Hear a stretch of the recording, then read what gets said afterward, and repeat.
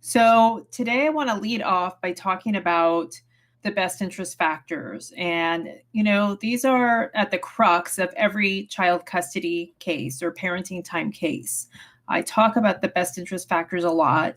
If you haven't already, you have to go to commandthecourtroom.com and download that best interest checklist, because this is what the judge is going to look at in making a decision about your case and your child or children. Because you're not giving the judge the information that the judge needs to hear. This may seem basic to some of you, but it is so, so important. So I got an email this week and it really touched my heart, you guys. And that's kind of why I was inspired to talk about the best interest factors. And I'm changing some details about this email because I want to keep it confidential. So this is what it says. Thank you for this checklist. I lost custody of my son when he was 7. He is now 45 years old. I saw in your checklist reasons why the judge chose his mother. I was a musician and my income was always changing. I was only 4 years sober, so my ex had many drunken stories to tell about me.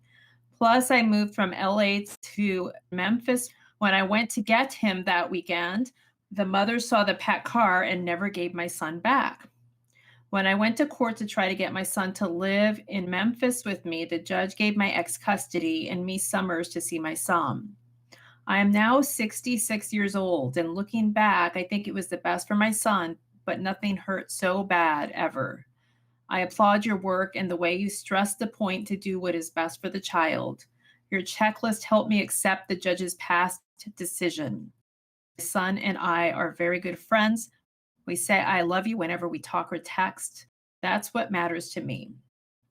So this really touched me on a lot of levels because, you guys, this happened many, many years ago. And this person who wrote to me is now 66 years old and lost custody of the son when the son was 7, who is now 45 years old. So I think this happened like 38 years ago, if I'm doing my math right.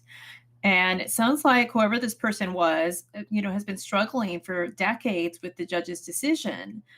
But by looking at the best interest factors and understanding the things that the judge has to consider in making decisions for the child, this person finally came to acceptance of why the judge did what the judge did.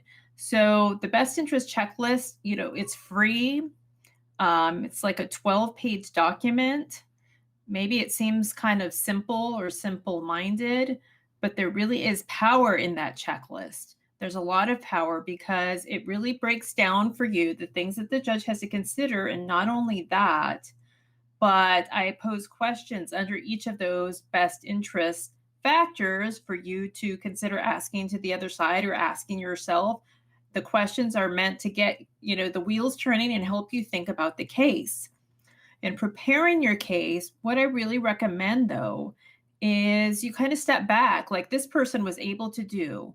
They stepped back and, they were able to look at the best interest checklist and objectively evaluate the factors and say, well, this factor, was not so good for me, or maybe this factor was okay for me and this factor wasn't so good. And that's okay if not every factor is in your favor, because usually it's not for most people. Most people aren't perfect. Most people haven't always behaved perfectly. So there are probably going to be some best interest factors that don't go in your favor. That is okay. If there are things that you have done wrong, if things that you could do better, then you make a commitment to yourself and make a commitment if you end up in court in front of the judge and say, hey, I know I wrote that email and it was full of F-bombs. And if you can step back and really look in the mirror and say to yourself, I'm not doing so great in this area, but I'm going to do better, and talk to the judge about it, I feel like that would go a long way towards helping your case, as opposed to being in denial, thinking that you're not doing anything wrong, having a fixed mindset, not being willing to grow, not being willing to change.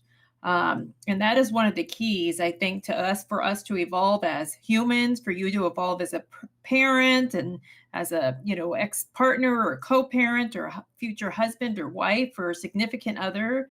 Look at yourself and work on those things that you're not so great at, because none of us is perfect.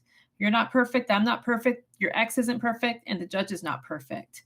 But if you're willing to work at it and look objectively at your situation, I think you're steps ahead of where a lot of people might otherwise be. So please, if you haven't looked at the best interest checklist in a while, download it again, print it out again, and look at it.